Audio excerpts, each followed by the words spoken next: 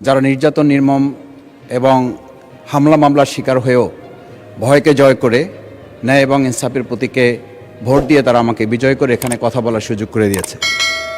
মাননীয় স্পিকার, আপনি জানেন আজকে আমরা যখন এখানে দাঁড়িয়ে কথা বলি তখন আমাদেরকে এটা ভাবতে হচ্ছে যে আমরা কথা বলতে গিয়ে আবার বিগত 17 বছরের কোনো একটা বৈষম্যের মধ্যে পড়ে যাচ্ছি কিনা। কিন্তু আমাদেরকে এটা ভাবতে হচ্ছে আমরা যখন এখানে দাঁড়িয়ে কথা বলছি, আমাদের কথা বলার সময় শহীদ শরীফ ওসমান হাদি ইনসাফের পক্ষে কথা বলার সময় বলেছিল, আমার প্রতি যে জুলুম করবে আমি তার সাথেও ইনসাফ করতে চাই।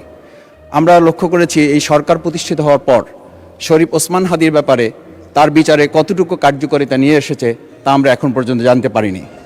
আমার মনে হয় আমরা সংবিধান নিয়ে ঘাটাঘাটি করতে করতে যদি সংবিধানই আমাদের রক্ষা করতে পারত, তাহলে সংবিধান আমাদেরকে বলে দিত যে আমাদের সেদিন বালু ট্রাক সরানোর ক্ষেত্রে সংবিধানের পৃষ্ঠা আমাদেরকে খুঁজতে হতো। সংবিধান যদি আমাদেরকে রক্ষা করতে পারত, তাহলে 72-এর সংবিধানের আলোকে আজকে আমাদের এখানে থাকার কথা না, আমি শফিকুল ইসলাম মাসুদ আমার এখন জেলখানায় থাকার কথা। সংবিধান যদি মানতে হতো, তাহলে আমাদের মাননীয় প্রধানমন্ত্রী বাংলাদেশে থাকার কথা না, অন্য দেশের বাইরে থাকার কথা। সংবিধান মানতে হলে বর্তমান স্বরাষ্ট্রমন্ত্রীর এখন দেশের বাইরে থাকার কথা ছিল। সংবিধান মানতে হলে যে বাচ্চাদেরকে আজকে এখানে শিক্ষা দেওয়া হচ্ছে, দীক্ষা দেওয়া হচ্ছে, কিংবা তাদেরকে কোনো কোনো ক্ষেত্রে জাসদের সাথে তুলনা করা হচ্ছে, সেই বাচ্চাদের নিয়েই আমরা এই সরকার দলের লোকদেরকে, সরকার দলের সম্মানিত নেতৃবৃন্দকে আমরা চোখের পানিও ফেলতে দেখেছি। আবার কাউকে কাউকে কথা বলতেও শুনেছি যে এই সমস্ত বাচ্চাদের, আমরা তাদের শিক্ষার্থীদের আন্দোলনের সাথে আমাদের কোনো সম্পর্ক ছিল না।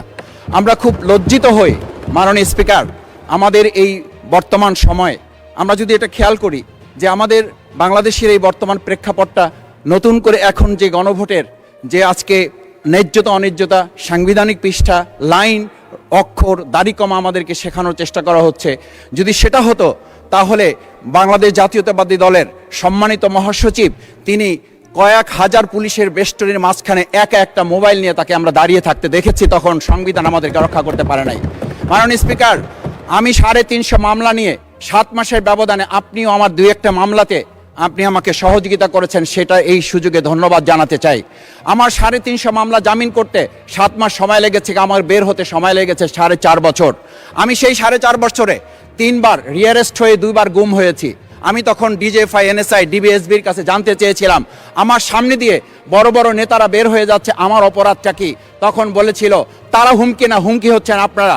আমাদেরকে যখন শেখ হাসিনার শেষ সরকার নিষিদ্ধ করেছিল, তখন তারা 14 দল মিটিং করে বলেছিল এই জামাত শিবিরই হচ্ছে সবচেয়ে বড় সমস্যা, তাদেরকে নিষিদ্ধ করলে এই আন্দোলন থেমে যাবে। আজ একটা কথা পরিষ্কার বলতে চাই, এই গণভোট নিয়ে আমাদের মাথা ব্যথার মূল কারণ হচ্ছে এখানেই শেখ হাসিনা আমাদেরকে যথার্থ টার্গেটটা করেছিল। সেই টার্গেটের মূল লক্ষ্য ছিলাম আমরা। আমাদেরকে বলা হয়েছিল একটা গুলি করলে একটা সরে বাকিগুলো লড়ে না, সেই লড়ে না লোকগুলো ছিলাম আমরা মাননীয় স্পিকার, যার কারণে আমাদেরকে তারা ভয় পায়। আমরা এখন বর্তমান সময় ভিডিও দেখতে পাই যেই শেখ হাসিনা বাইরে থেকে বলেছিল আমরা এই দলকে ভোট দিতে বললাম, আর সেই দল আমাদের সাথে আবার বিশ্বাসঘাতকতা করেছে। আমরা সেই শেখ হাসিনার বক্তব্য শোনার পর আমরা কাউকে আজকে এখানে বলতে শুনে নাই শেখ হাসিনার ওই বক্তব্য সঠিক নয়। এই মানুষ প্রতারিত হয়েছে, বেইমানি করা হয়েছে। আবার যদি গণভোট, জুলাই সনদ নিয়ে এই জাতির সাথে প্রতারণা করা হয়, তাহলে মূল্য দিতে হবে শুধু নয়, আবার আমাদেরকে 17 বছরের সেই জেল জুলুম, নিপীড়ন, গুম খুনের জায়গায় আমাদেরকে ফিরে যেতে হবে। আমি মনে করি পরিষ্কার বক্তব্য, গণভোটের প্রতি সমর্থন না জানিয়ে জুলাই সনদকে যদি আজকে ইগনোর করা হয়, তাহলে আমাদেরকে কিন্তু আবার সেই গুম খুনের আয়নাঘরের দিকে আমাদেরকে ধাবিত করা হবে। আমি মনে করি গণভোটের বিরোধিতা করার অর্থ হচ্ছে আমরা আয়নাঘরকে সমর্থন করতে চাই। গণভোটের বিরোধিতা করা মানে হচ্ছে 70% মানুষকে আমরা অন্যায্যভাবে তাদেরকে আবার ধিক্কার জানাতে চাই। আমি এখানে স্পষ্ট বলতে চাই, আপনারা যেমন 51% সমর্থন নিয়েছেন, 70% প্রায় জনগণ কিন্তু গণবিপ্লবের, গণভোটের পক্ষে তারা রায় দিয়েছে। আপনাদের চেয়ে সেই 51%-এর তুলনায় সেই 70% প্রায় গণভোটকে যদি আপনারা ইগনোর করেন, তাহলে আমি বলবো আমার বাউফল, আমার পটুয়াখালী শুধু নয়, গোটা বাংলাদেশ আবার জেগে উঠে এই গণভোটকে তারা কার্যকর করতে।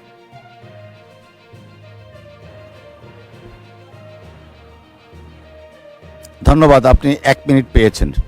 স্পিকার, আমি পরিষ্কার এইটা কথাটা এই জন্য বলছি, আজকে সংবিধানের লাইন ধরে ধরে যদি আমাদেরকে এই কথা জানতে হতো, তাহলে আমাদের নেতৃবৃন্দকে ফাঁসির মঞ্চে যেতে হতো না।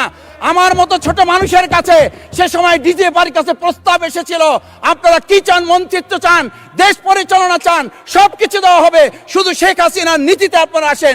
সেই নীতি তো ছিল ৭২-এর সংবিধান, সেই নীতি নিয়ে আজকে কেন এখানে এত কথা বলা হচ্ছে? আমরা পরিষ্কার জানি, আমরা যদি সেই ৭২-এর সংবিধানকে ভালোবাসি, তাহলে এখানকার নেতৃবৃন্দ এবং মরহুমা বেগম খালেদা জিয়া নিজে বলেছিল, আমরা সুযোগ পেলে এই সংবিধানকে আমরা ছুঁড়ে ফেলে দেব। সেই সংবিধানের প্রতি আজকে বর্তমান সরকারি দলের কেন এত প্রেম জাগ্রত হয়েছে, এটা বাংলাদেশের মানুষের জানার অধিকার আছে। আমি আমার প্রিয় বাউফলের মানুষের প্রতি ভালোবাসা শ্রদ্ধা জানাই। যেই বাউফলবাসী আমার দাবি আদায়ের জন্য, আমার এলাকার মানুষের অধিকার আদায়ের জন্য এখানে দিয়েছে, আমি সেই অধিকার। ধন্যবাদ মাননীয় সদস্য।